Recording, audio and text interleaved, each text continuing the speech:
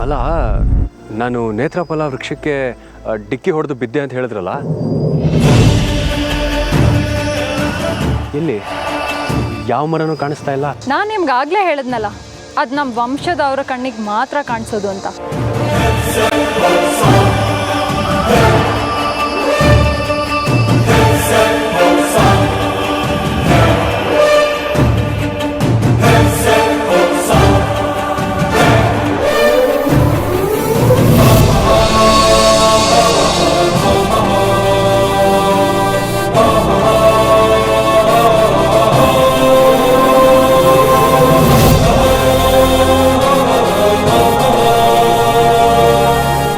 ಹೌದ್ರಿ, ನೀವು ಹೇಳ್ದಾಗೆ ಅಲ್ಲಿ ನೇತ್ರಫಲ ವೃಕ್ಷ ಇದೆ. ಅದು ನನ್ನ ಸ್ಪರ್ಶಕ್ಕೆ ಮಾತ್ರ ಸಿಗ್ತಾ ಇದೆ, ಕಣ್ಣು ಕಾಣ್ತಾ ಇಲ್ಲ. ಆ ವೃಕ್ಷನ ಕಾಣೋದಕ್ಕೆ ವಿಶೇಷವಾದ ದೃಷ್ಟಿ ಬೇಕು. ಒಂದು ಕ್ಷಣ, ಬಂದೆ.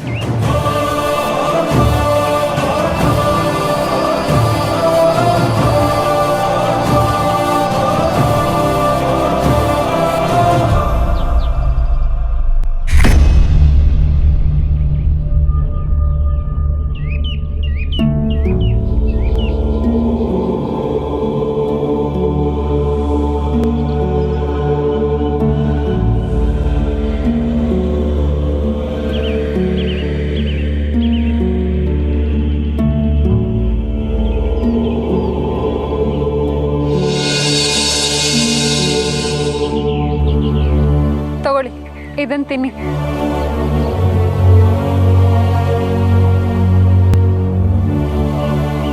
ಇದನ್ನು ತಿಂದರೆ ಆ ಮರ ಕಾಣಿಸುತ್ತೆ.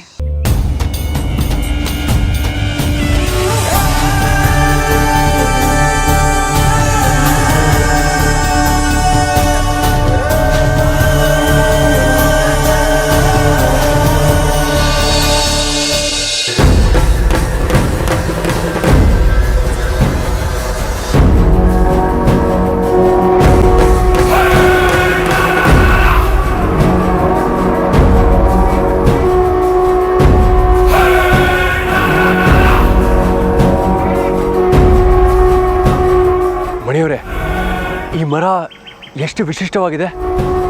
ನಾನು ನಿಮಗೆ ಮೊದಲೇ ಹೇಳಿದ್ನಲ್ಲ, ಇದು ಗಂಧರ್ವ ಲೋಕದ ವೃಕ್ಷ ಅಂತ. ಈ ಮರದ ಫಲದಿಂದ ತಯಾರಿಸಿದ ಔಷಧಿಯಿಂದನೇ ನಿಮ್ಮ ಹೆಂಡತಿಗೆ ದೃಷ್ಟಿ ಬರೋದು.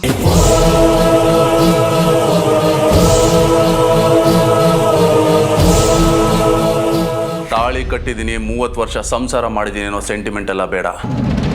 ನಮ್ಮ ಜನ್ಮ ಶತ್ರು ನಾಗಿಣಿ, ಅವಳಿಗೆ ಯಾರೇ ಸಪೋರ್ಟ್ ಮಾಡೋಕ್ಕೆ ಬಂದ್ರೋ ಅವರು ಕೂಡ ನಮ್ಮ ಶತ್ರುಗಳೇ ಆಗಿರ್ತಾರೆ ಅನ್ನೋದನ್ನ ಯಾವುದೇ ಕಾರಣಕ್ಕೂ ಮರಿಬೇಡ. ನನಗಾಗಿರೋ ಅವಮಾನನ ಮರೆಯೋದು ಅಂತಂದರೆ ಅದು ನನ್ನ ದೇಹದಿಂದ ಈ ಜೀವ ದೂರ ಆದಮೇಲೆ ಮಾತ್ರ. ಇವತ್ತು ಅವಳಿಂದ ಅವಳ ಜೀವ ದೂರ ಆಗೋದು ನಿಶ್ಚಿತ. ಈ ರೋಷ, ಆಕ್ರೋಶ, ಆವೇಶ ಎಲ್ಲ ಹೀಗೆ ಇರಬೇಕು. ಹೀಗಿದ್ರೆ ಮಾತ್ರ ನಮ್ಮ ಗುರಿನ ಮುಟ್ಟೋದಕ್ಕೆ ಸಾಧ್ಯ. ಅಣ್ಣ, ಹೆಣ್ಣು ಹೆಂಡತಿಗೆ ಈ ಭೂಮಿ ಮೇಲೆ ಕರೆದಿರೋ ಗಂಡಾಗಲಿ ಗಂಡಸಾಗಲಿ ಯಾರೂ ಇಲ್ಲ. ನೀನು ಮಾತ್ರ ಕರಗಬೇಡ. ಕರಗೋದಕ್ಕೆ ನಾನು ಮಂಜು ಅಲ್ಲ, ಮೇಣನೂ ಅಲ್ಲ ರುದ್ರ, ವಿಷ್ಣು. ನನ್ನ ಮನಸ್ಸಿನಲ್ಲಿ ವಿಷ ಇಲ್ಲ ಅಂತೇಳಿ ಹೊರಗಡೆ ಕಾಣೋ ಹಾಗೆ ಮಾತ್ರ ನಾನು ಇರ್ತೀನಿ. ಆದರೆ ನನ್ನ ಮನಸ್ಸಿನ ತುಂಬ ತುಂಬಿರೋದು ಬರೀ ವಿಷ ಅಂತೇಳಿ ನಿನಗಲ್ಲ, ನನಗೆ ಮಾತ್ರ ಗೊತ್ತು.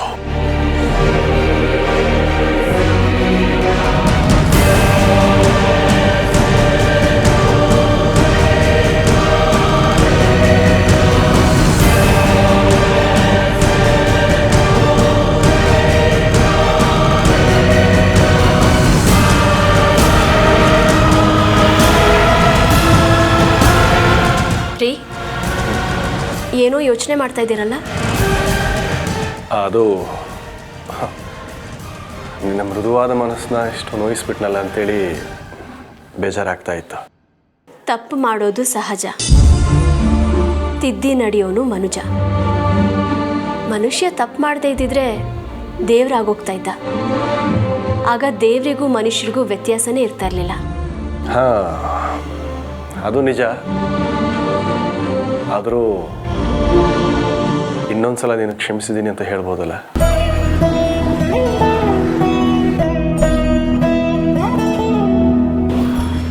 ನನಗೆ ನಿಮ್ಮ ಮೇಲೆ ಯಾವ ಕೋಪನೂ ಇಲ್ಲ. ತಗೊಳ್ಳಿ.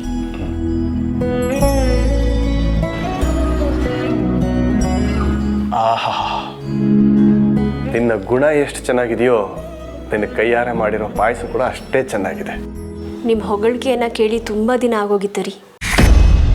ಇವತ್ತು ನನ್ನ ಮನಸ್ಸು ಸಂಭ್ರಮದಿಂದ ಕುಣಿದಾಡ್ತಾ ಇದೆ.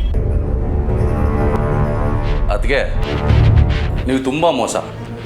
ಪಾಯಸನ ಅಣ್ಣನಿಗೆ ಮಾತ್ರ ಕೊಟ್ಟಿದ್ದೀರಾ, ನನಗೆ ಕೊಡೋದಿಲ್ವಾ? ರುದ್ರ, ನೀನು ನನಗೆ ಅರ್ಜುನ್ ಥರನೇ. ನಿಮ್ಮ ಅಣ್ಣಂಗೆ ಅಂತ 2 ಗ್ಲಾಸ್ ತಂದಿದ್ದೆ, ತಗೋ.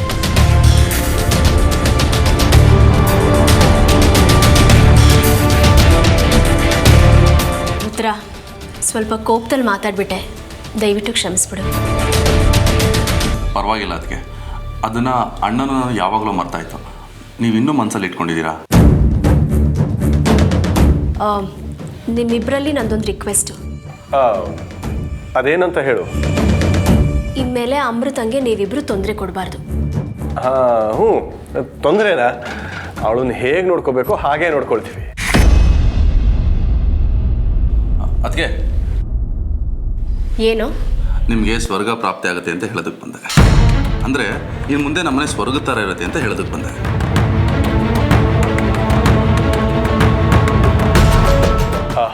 ಅದೇ ನಾನು ರುದ್ರ ಅಂದ್ಕೊಂಡಿರೋದಾದರೆ ನಾವು ಸ್ವರ್ಗದಲ್ಲೇ ಇರ್ತೀವಿ ಅಂತ ಹೇಳೋಕೆ ಬಂದ. ನೀವು ರುದ್ರ ಸ್ವರ್ಗಕ್ಕೆ ಹೋಗ್ತೀನಿ ಅಂದರೆ ಏನರ್ಥ? ಅದಕ್ಕೆ ಅದು ನಮ್ಮ ಮನೇಲಿ ನಮ್ಮ ಮನಸ್ಸಲ್ಲಿ ಇರೋ ಈರ್ಸು ಮುರ್ಸು ಮುನ್ಸು ಎಲ್ಲ ಕಡಿಮೆ ಆಗಿ ಅನುರಾಗ,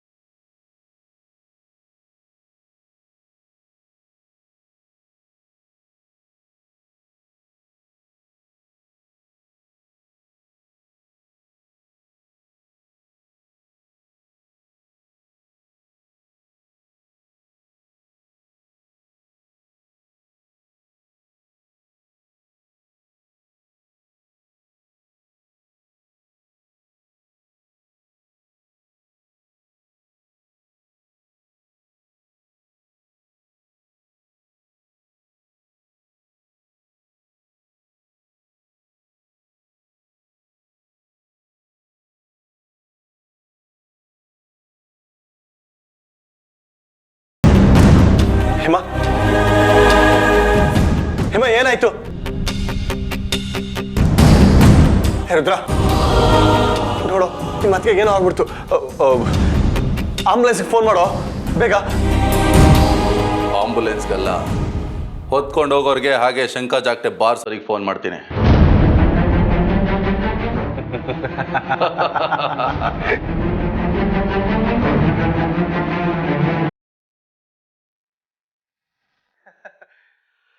ಯಾಕೆ ಆಶ್ಚರ್ಯ ಆಗ್ತಾ ಇದೆ ಹೇಮ? ಆಶ್ಚರ್ಯ ಆಗ್ತಾ ಇದೆಯಾ? ಹೌದು, ನಾನೇ ನೀನು ಕುಡಿಯೋ ಪಾಯಸಕ್ಕೆ ವಿಷ ಬೆರೆಸ್ದೆ. ಯಾಕೆ ಗೊತ್ತಾ? ನೀನು ಯಾವಾಗ ನಾಗಿಣಿ ಪರ ವಹಿಸ್ತೀಯೋ ಆ ಕ್ಷಣಕ್ಕೆ ನೀನು ನನ್ನ ಹೆಂಡತಿಯಲ್ಲ, ನನ್ನ ಪರಮ ಶತ್ರು ಅಂತ ತೀರ್ಮಾನ ಮಾಡಿದೆ. ಮುಂದಿನ ಜನ್ಮ ಅಂತ ಅನ್ನೋದೇನಾದ್ರೂ ಒಂದಿದ್ರೆ ಆಗ ಮಾತ್ರ ನೀನು ನನಗೆ ಹೆಂಡತಿಯಾಗಿ ಸಿಗಬೇಡ. ಈ ಜನ್ಮಕ್ಕೆ ಸಾಕು.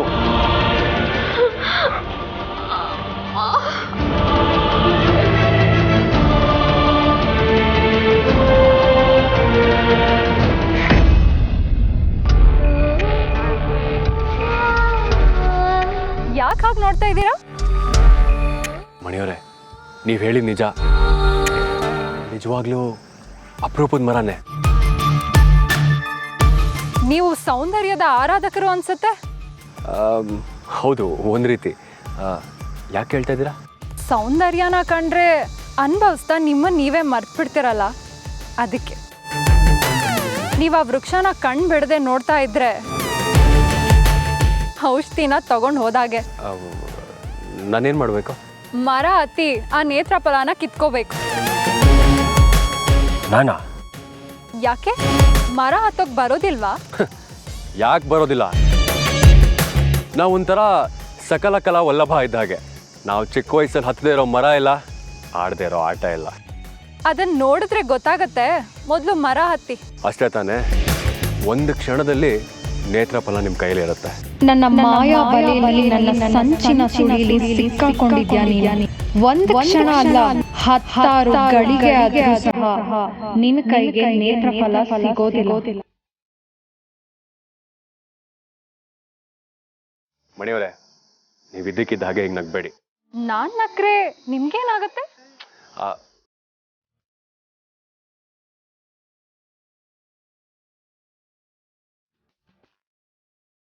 ನನ್ನ ನಗು ನಿನ್ನ ಮನಸ್ಸನ್ನ ಕೆಡಿಸ್ತಾ ಇದೆ ಅನ್ನೋದು ನನಗೆ ಗೊತ್ತು. ಅದನ್ನ ಹೇಳ್ಕೊಳ್ಳೋದಕ್ಕೂ ಆಗದೆ, ಹಾಗೆ ಒಳಗಡೆ ಇಟ್ಕೊಳ್ಳೋಕ್ಕೂ ಆಗದೆ ಚಡಪಡಿಸ್ತಾ ಇದೆಯಾ ಅನ್ನೋದು ಗೊತ್ತು. ನಿನ್ನ ಚಡಪಡಿಕೆ ನೋಡ್ತಾ ಇದ್ರೆ ನನಗೆ ಎಂತ ಆನಂದ ಆಗ್ತಾ ಇದೆ ಗೊತ್ತಾ?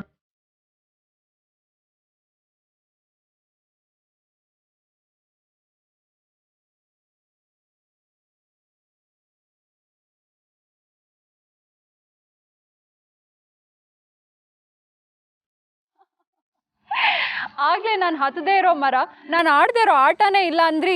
ಈಗ ಯಾಕೆ ಈ ಮರ ಹತ್ತಕ್ಕೆ ಇಷ್ಟೊಂದು ಕಷ್ಟಪಡ್ತಿದ್ದೀರಾ? ನೋಡಿ, ನಾನೊಂದು ಮಾತು ಹೇಳ್ತೀನಿ ಕೇಳಿ. ಆದಷ್ಟು ಬೇಗ ನೀವು ಮರ ಹತ್ತಿ ಆ ಫಲನ ಕೀಳ್ಬೇಕು. ಮುಸ್ಸಂಜೆ ಹೊತ್ತಲ್ಲೇ ಆಗಲಿ, ರಾತ್ರಿ ಹೊತ್ತಲ್ಲೇ ಆಗಲಿ ನೇತ್ರ ಫಲನ ಕೀಳ್ಬಾರ್ದು. ಹಾಗೆ ಕಿತ್ತು ಔಷಧಿ ಮಾಡಿದ್ರೂ ಸಹ ಆ ಔಷಧಿ ಪ್ರಭಾವ ಬೀರಲ್ಲ. ರೀ ಮಣಿಯವರೇ, ಗಂಟೆ ಇನ್ನ 10:30 ಕಣ್ರಿ. ನೀವು ಹೇಳ್ದಾಗೆ ಸಂಜೆ ಆಗೋದಕ್ಕೆ ಇನ್ನೂ ಬಹಳ ಸಮಯ ಇದೆ. ಹಾಗೆ ನೀವು ಹೇಳ್ದಷ್ಟು ಬೇಗ ಸಂಜೆನೂ ರಾತ್ರಿನೂ ಆಗೋದಿಲ್ಲ. ರಾತ್ರಿ ಆಗೋದಿಲ್ಲ ಅನ್ನೋದು ಗೊತ್ತು. ಆದ್ರೆ ನನ್ನ ಮಾಯೆಗೆ ಏನ್ ಬೇಕಾದ್ರೂ ಮಾಡೋ ಶಕ್ತಿ ಇದೆ ಅನ್ನೋದು ನಿನಗ್ ಗೊತ್ತಿಲ್ಲ ಅರ್ಜುನ್. ಇವತ್ತು ನಿನ್ನ ಕೈಗೆ ನೇತ್ರ ಫಲ ಸಿಗೋದಿಲ್ಲ.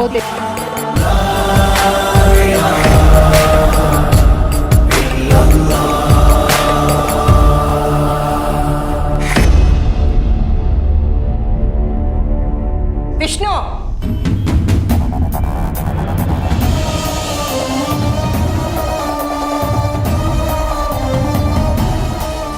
ಏನಮ್ಮ? ಅಲ್ಲ ಕಣ ವಿಷ್ಣು, ಹೇಮ ಆ ನಾಗಿನಿನ ವಹಿಸ್ಕೊಂಡು ಅಷ್ಟೊಂದು ಮಾತಾಡ್ತಿದ್ರೆ ನೀನು ಮಾತ್ರ ಕಿಮಿಕ್ ಅಂದಲ್ಲೇ ಸುಮ್ಮನೆ ನಿಂತಿದ್ಯಲ್ಲ. ನಿನಗೆ ಕೋಪ ರೋಷ ಏನೂ ಇಲ್ವಾ? ಯಾಕಿಲ್ಲ, ನಿನಗಿಂತ 10 ಪಟ್ಟಿದೆ. ಇದೆ ಅಂತ ಬಾಯಿ ಬಡ್ಕೊಂಡ್ರೆ ಸಾಧು ಕಣೋ, ಅದನ್ನ ಕಾರ್ಯರೂಪಕ್ಕೆ ತರಬೇಕು. ಅಬ್ಬಬ್ಬಾ, ಅವಳ ಮಾತೇನು, ಅವಳ ಗತ್ತೇನು, ಅವಳು ಹೀಗೆ ಮಾತಾಡ್ತಾಳೆ ಅಂತ ನನಗೆ ಗೊತ್ತೇ ಇರಲಿಲ್ಲ ಕಣೋ. ಮೊನ್ನೆನೇ ಗೊತ್ತಾಗಿದ್ದು. ಅಲ್ಲ, ಯಾವ ಕೇಳ್ಗಾಲಕ್ಕೋಸ್ಕರ ಅವಳು ನಾಗಿನಿ ಪರವಾಗಿ ಈ ರೀತಿ ಮಾತಾಡ್ತಿದ್ದಾಳೆ? ಕೇಡ್ಗಾಲ ಅಲ್ಲ, ಕೊನೆಗಾಲ. ಕೊನೆಗಾಲನ? ಯಾರಿಗೆ? ಇನ್ಯಾರಿಗೆ? ಹೇಮನಿಗೆ.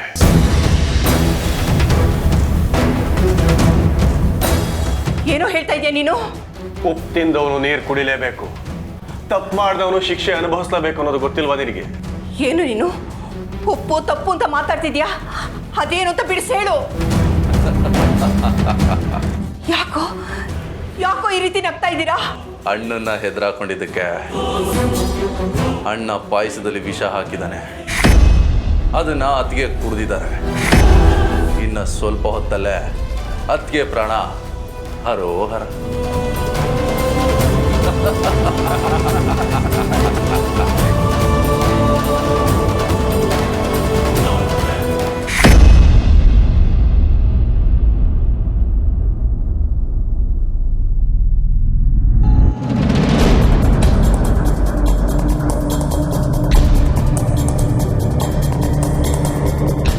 ಅತ್ತೆ ಹೋಗಿ ಇಷ್ಟೊತ್ತಾಯ್ತು. ಆ ವಿಷ್ಣುಗೆ ಪಾಯಸ ಕೊಟ್ಬಿಡ್ತೀನಿ ಅಂತ ಹೋದರು. ಇನ್ನೂ ಬರಲೇ ಇಲ್ವಲ್ಲ. ನಾನು ಅನುಮಾನ ಪಟ್ಟ ಹಾಗೆ ಅತ್ತೆಗೇನಾದರೂ ಅಪಾಯ ಮಾಡಿದಾರಾ?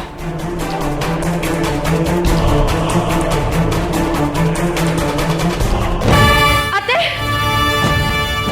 ಅತ್ತೆ,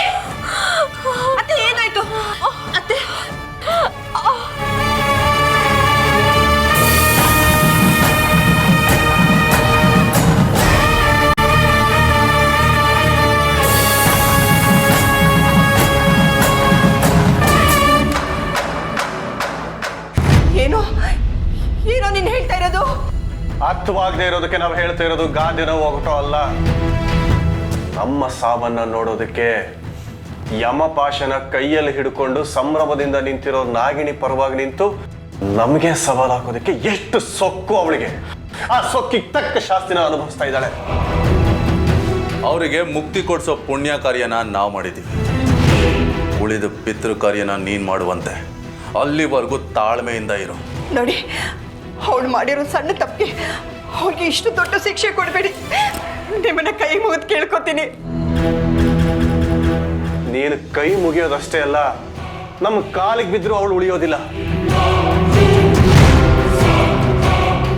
ಇಲ್ಲ, ನಾನು ನನ್ನ ಸೊಸೆನ ಉಳಿಸ್ಕೊತೀನಿ.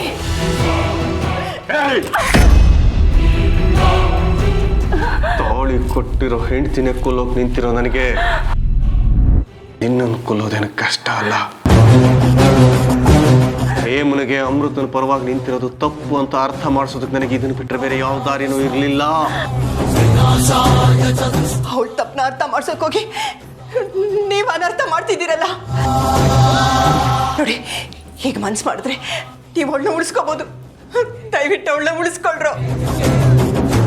ಅದೇನೋ ಹೇಳ್ತಾರಲ್ಲ, ಹಣ್ಣು ಕೀಳಕ್ಕೋಗಿ ಬುಡಕಿ ಕೊಡ್ಲೆ ಹಾಕೋದ್ರು ಅಂತ. ಆ ರೀತಿ ಮಾಡಬೇಡಿ.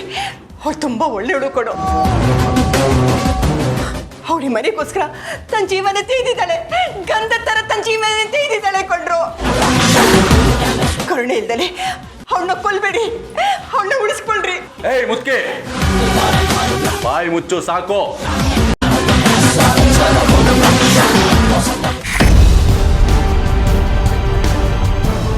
ಅಮೃತ, ಹೊಟ್ಟೆಲ್ಲ ಉರಿತಾ ಇದೆ,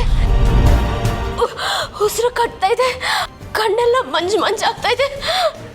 ಕಾಪಾಡು, ಕಾಪಾಡು. ಅತ್ತೆ, ನೀವೇನು ಹೆದರ್ಕೋಬೇಡಿ. ನಿಮ್ಗೇನು ಆಗೋದಿಲ್ಲ. ನಿಮ್ಮನ್ನ ಕಾಪಾಡ್ಕೊಳ್ಳೋ ಜವಾಬ್ದಾರಿ ನಂದು. ಅಮೃತ,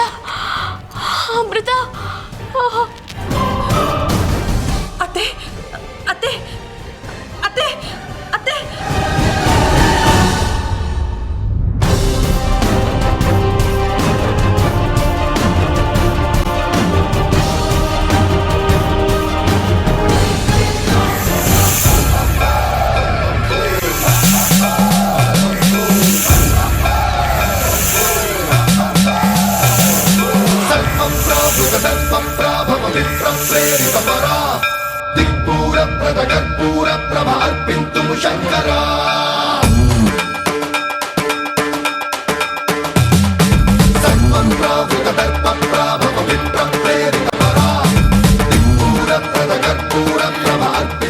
ಅಮೃತ, ನಂಗೇನಾಗಿತ್ತು?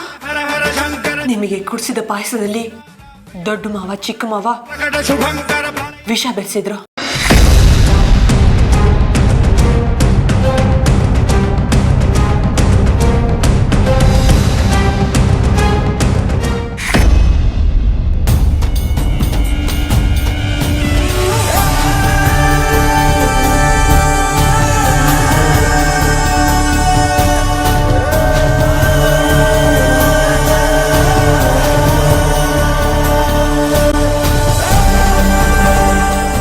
ಅರ್ಜುನ್, ನೀನ್ ಮರ ಹತ್ತಿದ್ರು ಸಹ ನೇತ್ರ ಫಲ ನಿನ್ ಕೈಗೆ ಸಿಗೋದಿಲ್ಲ.